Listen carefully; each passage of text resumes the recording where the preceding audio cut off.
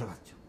그 당시만 하더라도 야, 무상의료, 무상교육 너무나 꿈 같은 얘기다.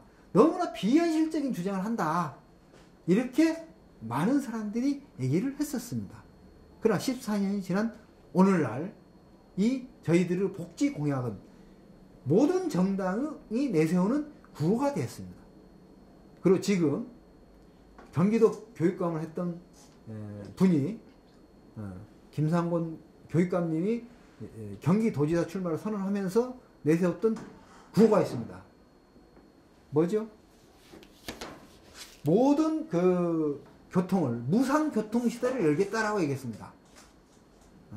이제는 무상교통, 그러니까 시내버스 같은 거, 이런 마을버스, 이런 무상교통체계를 확립하겠다 이렇게 얘기하고 있습니다. 그만큼 우리 사회는 발전해 왔습니다. 복지가 시대의 대세로 되어 왔습니다. 그러면 이러한 흐름을 만든 원조는 누구인가? 원조 정당은 누구인가? 그것은 바로 민주노동당입니다. 우리는 민생투쟁의 현장에 들어갔고 이러한 복지를 실현하기 위한 복지공약을 내놓고 열심히 활동하고 투쟁해 왔습니다. 이것을 우리 국민들이 믿어줬고 그것을 투표로 연결시켜서 드디어 원내로 진출할 수 있었습니다.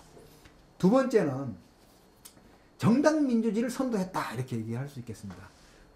우리 민주노동당이 등장하기 이전의 기존 정당 체제는 흔히 말해서 보수 독점 정당 체제다.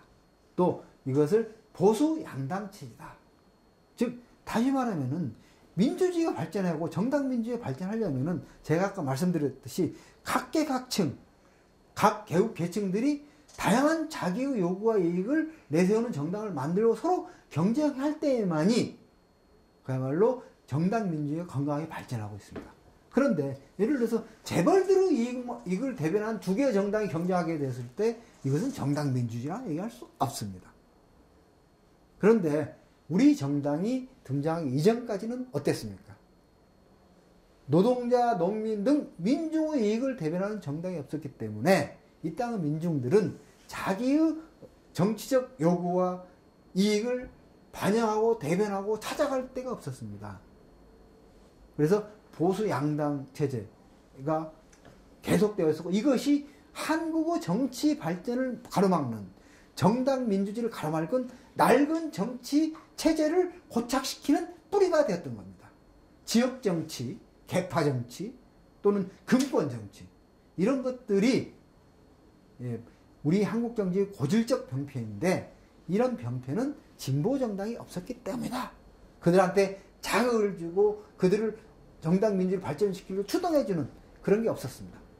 저희들 민주노동 탄생돼서 많은 사실 지금 새누리당조차도 사실 지금 광역 그 후보 즉 시도지사 후보들을 100% 경선을 하자 이렇게 지금 주장하고 있는 겁니다. 과거에는 정당 보수들이 그냥 낙점하면 도지사 후보로 나갈 수 있었던 그런 거죠.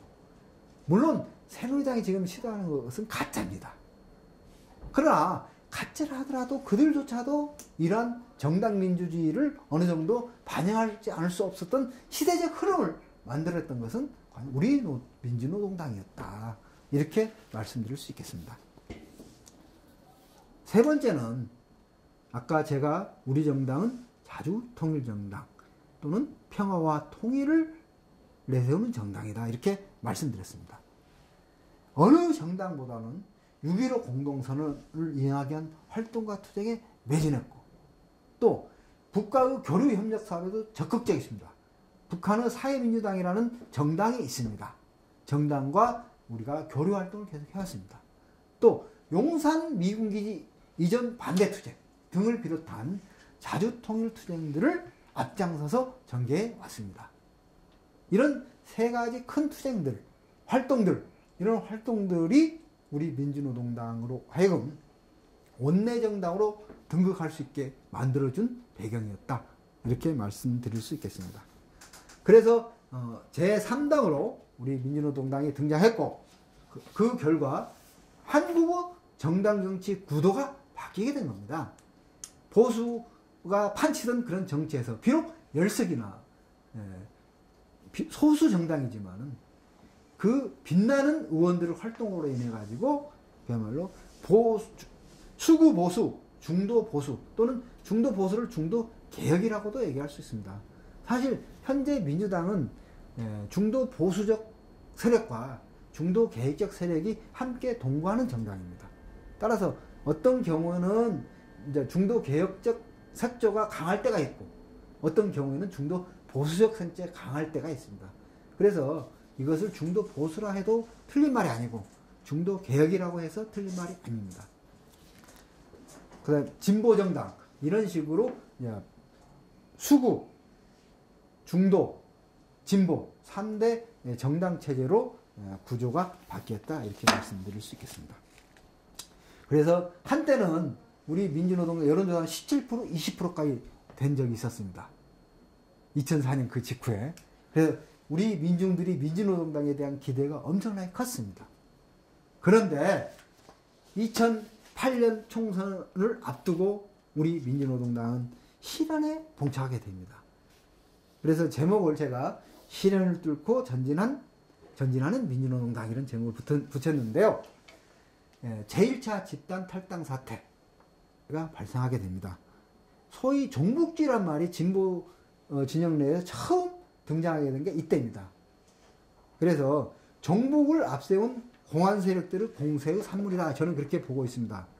그래서 2008년 2월 달 당시 심상정 비대위원장이 중앙위원회를 하다가 이제 그 도중에 내려가 가지고 비대위원장을 사퇴하면서 탈당해 버렸습니다. 그래서 당이 완전히 위기에 빠졌고 그 이후에 강기갑 전 의원님을 비대위원장으로 내세워서 천영세군요. 천영세 전 의원님을 비대위원장으로 내세워서 우리가 다시 한번 재세우기를 모색했습니다. 2월 달 집단 탈당 사태가 나고 대거 당원들이 탈당한 조건 속에서 그해 4월 달에 총선이 있었습니다. 그래서 탈당했던 세력들은 진보신당이라는 정당을 만들어서 총선에 임했습니다. 2개의 진보정당이 총선에 나왔죠. 그런데 그 당시 저희 당은 지역구 2석, 비례대표 4석, 3석 해서 5석 갖는 원내정당으로 살아남았습니다. 반면에 진보신당은 그 당시 의석 1석도 확보하지 못해서 원내정당으로 남게 되는 거죠. 그 이후에 2009년도에 제1차 정책당대를 개최하게 됩니다.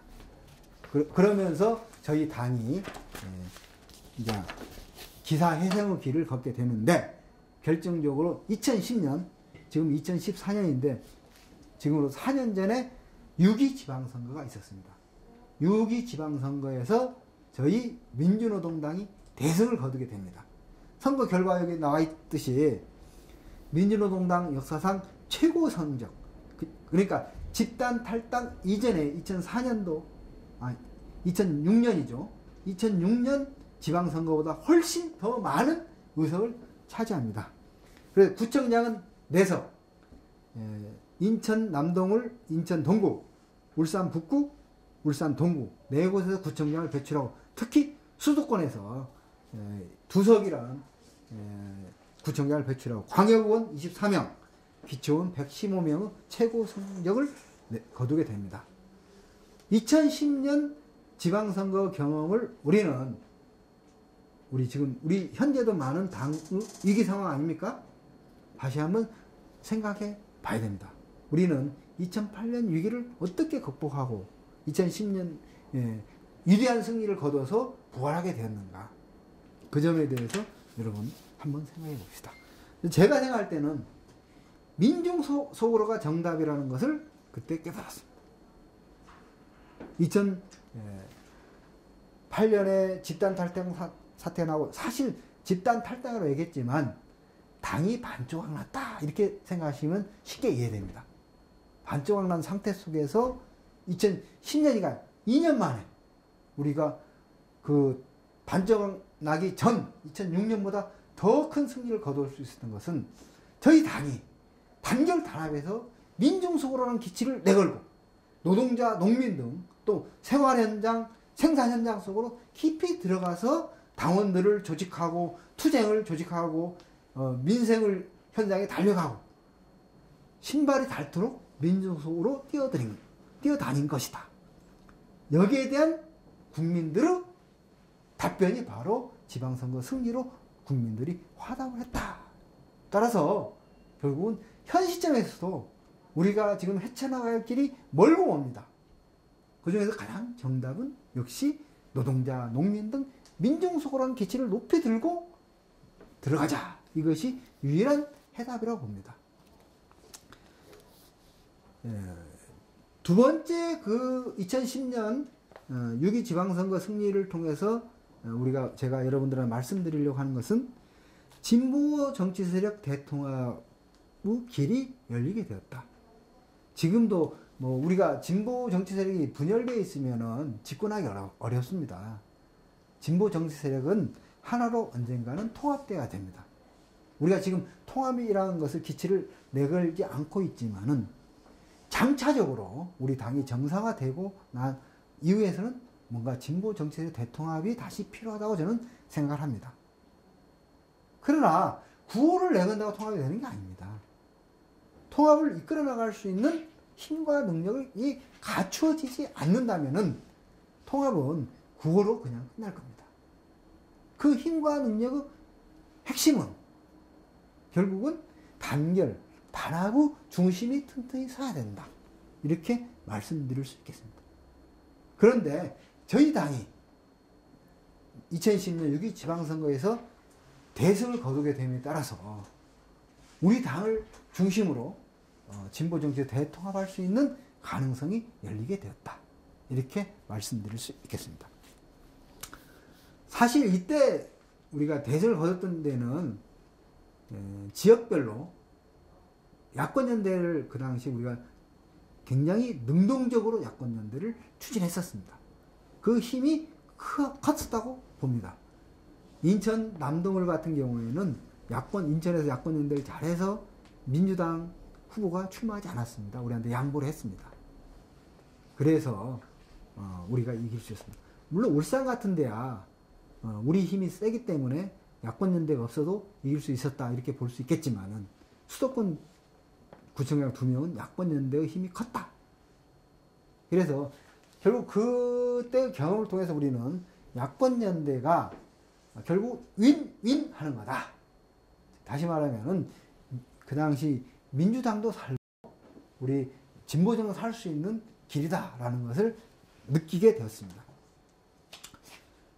우리가 2010년 지방선거 승리하게 되면서 다시 한번 분열의 아픔을 딛고 당이 정상화되었고 이제는 새로운 진보적 집권의 꿈을 꿀 수 있게 되었습니다.